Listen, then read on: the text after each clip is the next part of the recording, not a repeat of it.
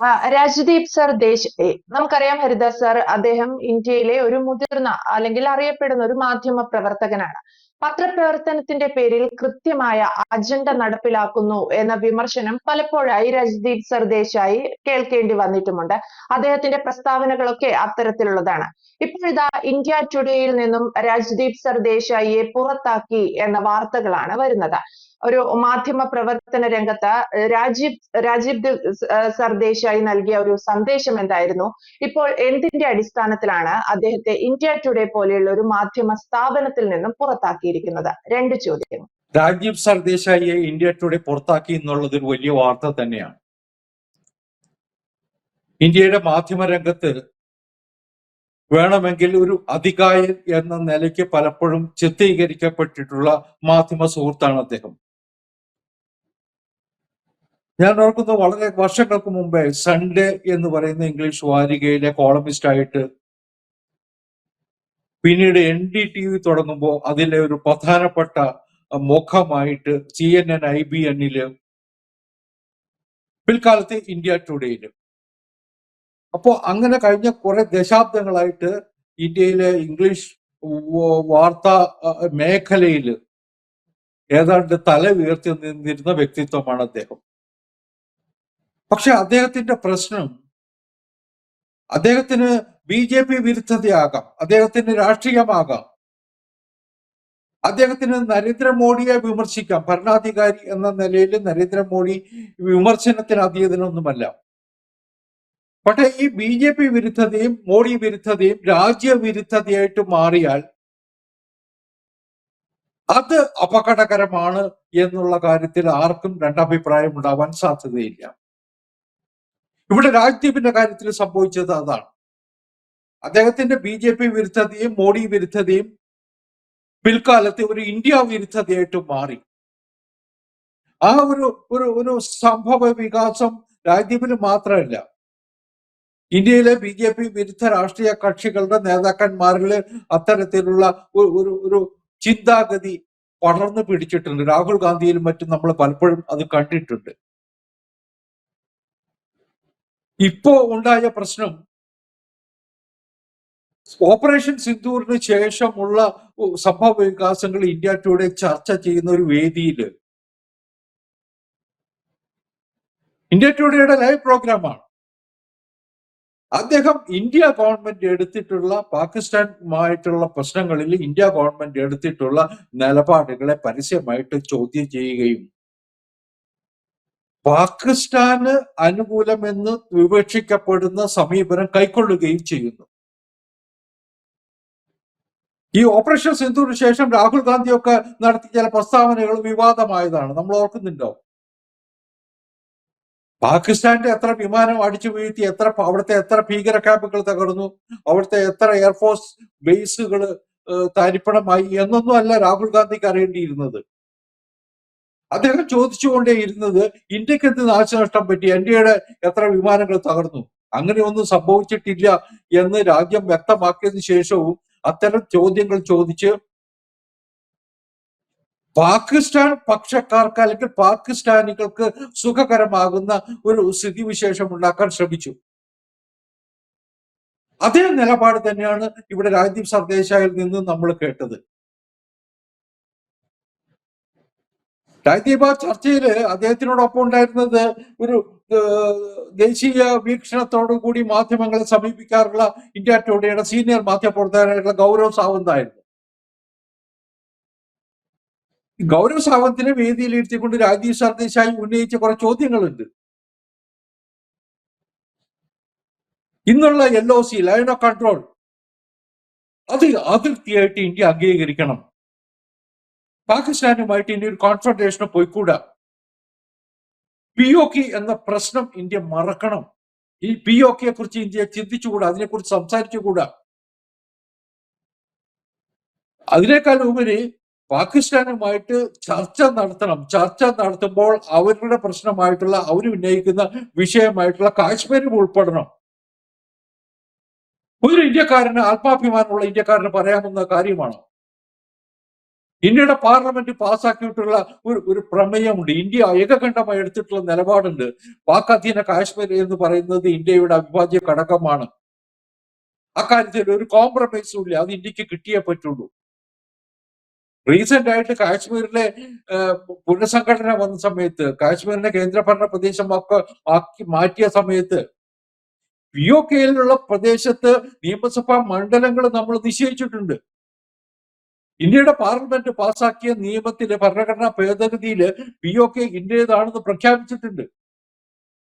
അതിനുശേഷമാണ് രാജ്യം ഇത്തരത്തിലുള്ള വികലമായ രാജ്യവിരുദ്ധമായ നിലപാട് സ്വീകരിച്ചത്. അതിനേക്കാൾ ഉപരി കാശ്മീർ സംബന്ധിച്ചുള്ള പാകിസ്ഥാന്റെ വാദം 47 തുടങ്ങിയതാണ്. നമ്മളത് നിരാകരിച്ചതാണ്. അവിടെ അവിടെ എന്താ പറയാ, അഭിപ്രായ വോട്ടെടുപ്പ് നടത്തണം ജനങ്ങളുടെ, ഇതായിരുന്നല്ലോ പാകിസ്ഥാന്റെ നിലപാട്. അതിനു വേണ്ടിയിട്ട് പാകിസ്ഥാനിലെ ചില ഇസ്ലാമിക ശക്തികളും ചില രാഷ്ട്രീയ പ്രസ്ഥാനങ്ങളും കൂട്ടുനിന്നിരുന്നു. പക്ഷെ കഴിഞ്ഞ കാലഘട്ടത്തിൽ നടന്ന നിയമസഭാ തെരഞ്ഞെടുപ്പിലും ലോക്സഭാ തെരഞ്ഞെടുപ്പിലുമൊക്കെ ഏതാണ്ട് 60% പേര് വന്ന് വോട്ട് ചെയ്തു കാശ്മീരിൽ. എന്താ അത് നൽകുന്ന മെസ്സേജ്? ഇന്നത്തെ തലമുറ, കാശ്മീരിലെ ഇന്നത്തെ തലമുറ ഇന്ത്യയുടെ ഭാഗമാകാൻ ആഗ്രഹിക്കുന്നു എന്നല്ലേ? ആർട്ടിക്കിൾ 370 എടുത്തു കളഞ്ഞതിന് ശേഷം കാശ്മീരിൽ വന്ന വലിയ മാറ്റം കാണാതെ പോകാൻ പറ്റുമോ? 2 കോടി വിനോദസഞ്ചാരികളല്ലേ കഴിഞ്ഞ വർഷം കാശ്മീരിലെത്തിയത്. അവിടെ വലിയ വികസന പദ്ധതികൾ നടപ്പിലാക്കുന്നു, കമ്പനികൾ വരുന്നു, യുവാക്കൾക്ക് ജോലി കിട്ടുന്നു. പഹൽഗാമിലെ കൂട്ടക്കൊല ഉണ്ടായിരുന്നില്ലെങ്കിൽ കാശ്മീർ എന്താകുമായി മാറുമായിരുന്നു എന്നത്തേക്ക് ഇതിനകം തന്നെ. അപ്പോൾ ഇത്തരത്തില് പാകിസ്ഥാൻ സെറ്റ് ചെയ്യുന്ന അജണ്ടയ്ക്കൊപ്പം നീങ്ങാൻ ഇന്ത്യയിലെ മാധ്യമ പ്രവർത്തകൻ പോകാൻ പാടുണ്ടോ? ഇത്തരത്തിലുള്ള ഒരു പ്രകോപനം ഉണ്ടായിക്കഴിഞ്ഞപ്പോ ആ ചർച്ച ശ്രദ്ധിച്ചാൽ അറിയാം. ഗൗരവ് സാവന്തിക്കർ ഇടപെടുന്നുണ്ട്. ഇത് അംഗീകരിക്കാൻ പറ്റില്ല, ഇതൊരു ആന്റി നാഷണൽ സ്റ്റാൻസ് ആണെന്ന് പറയുന്നുണ്ട്. അവസാനം ഇന്ത്യ ടുഡേക്ക് രാജ്ദീപിനെ പുറത്താക്കേണ്ടി വന്നു. ഇന്ത്യ ടുഡേ BJP പക്ഷത്ത് നിൽക്കുന്ന ഒരു ചാനലോ അല്ലെങ്കിൽ പ്രസിദ്ധീകരണവുമല്ല. നമ്മൾ അതിന്റെ ചരിത്രം പരിശോധിച്ചാൽ അറിയാം.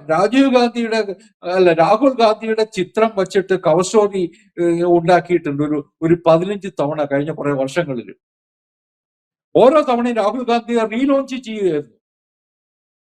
അങ്ങനെ ഒരു പ്രസിദ്ധീകരണം BJP പക്ഷത്താണെന്ന് പറയാൻ പറ്റില്ല. അതുകൊണ്ടാണല്ലോ ഇത്രയും കാലം BJPയും രാജ്യത്തെയും വിമർശിച്ചിട്ട് ഈ രാജ്ദീപ് സർദേശായെ അവർ പോറ്റി വളർത്തിയത്.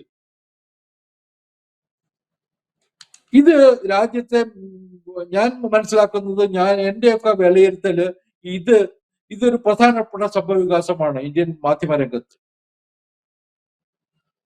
ഇന്ത്യൻ മാധ്യമരംഗത്ത് പഴയ കാലം മുതലേ ഈ BJP ഹിന്ദുത്വ ശക്തികളെ, BJPയെ വിമർശിക്കുന്ന ഒരു തൊഴിലാക്കിയിട്ടുള്ള കുറെ മാധ്യമ പ്രവർത്തകരുണ്ട്.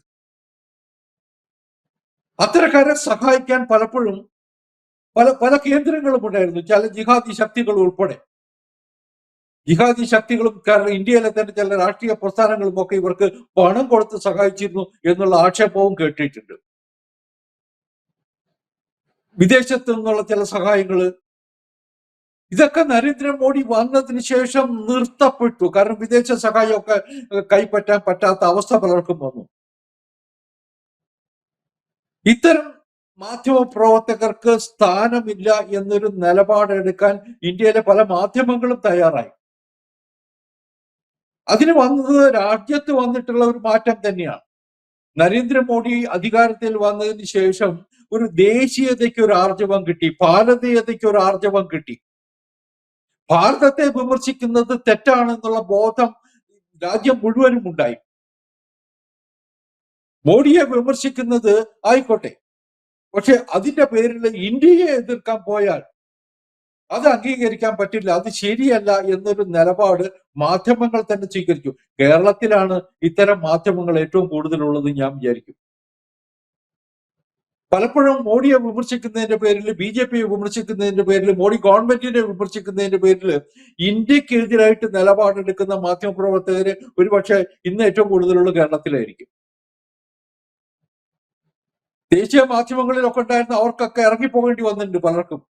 ഇപ്പൊ കരൺ താപ്പറിനെ കുറിച്ചും ബർഖ ദത്തിനെ കുറിച്ചും രവീഷ് കുമാറിനെ കുറിച്ചും ഒക്കെ നമുക്ക് അറിയാം.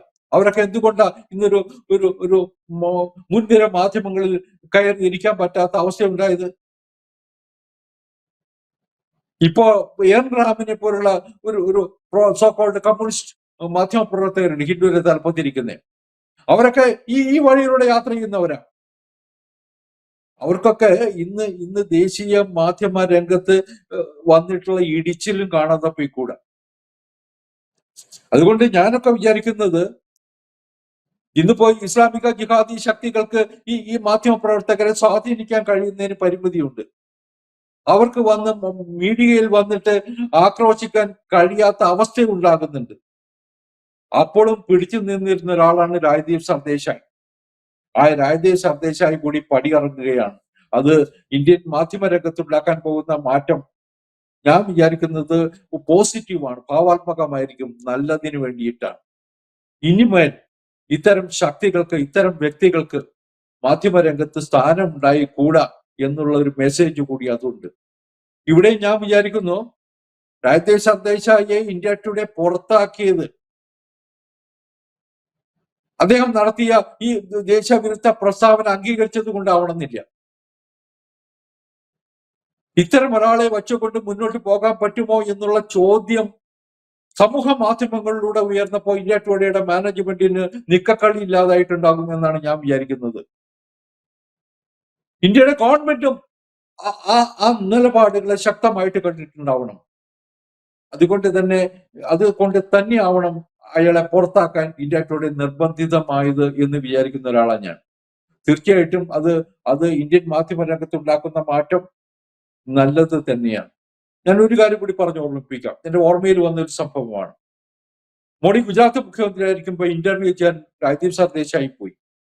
അന്ന് തന്നെ ഒരു ശത്രുവിനെ, നമ്മളൊരാളെ അഭിമുഖം ചെയ്യാൻ പോകുന്ന സമയത്ത് സ്വീകരിക്കുന്ന ഒരു മാന്യമായ നിലപാടില്ലേ, ഒരു അന്തസ്സുറ്റ സമീപനമില്ലേ, അതൊക്കെ മറന്നുകൊണ്ട് ഒരു ശത്രുവിനെ, എതിരാളിയെ നേരിടുന്നത് പോലുള്ള ചോദ്യശരങ്ങളുമായിട്ടാണ് ഇയാൾ വന്നത്. തന്റെ നെഞ്ചത്തുണ്ടായിരുന്ന മൈക്കൂരി എടുത്തെടുത്ത് ഇറങ്ങിപ്പോടാ എന്ന് പറയുന്ന രാജ്ദീപ് സർദേശായിയോട് ഇറങ്ങിപ്പോടാ എന്ന് പറയുന്ന മോഡിയെ നമ്മളന്ന് കണ്ടിട്ടുണ്ട്. ആ മോഡിയുടെ ഭരണകാലത്ത് തന്നെയാണ് രാജ്ദീപ് സർദേശായിയെ ഇന്ത്യ ടുഡേ ഇറക്കി വിടുന്നത് എന്നതും പ്രധാനം തന്നെയാണ്. കൂടുതൽ വാർത്തകളും വിശേഷങ്ങളും നിങ്ങളിലേക്ക് എത്താൻ ABC മലയാളം സബ്സ്ക്രൈബ് ചെയ്യുക, ബെൽ ബട്ടണും അമർത്തുക.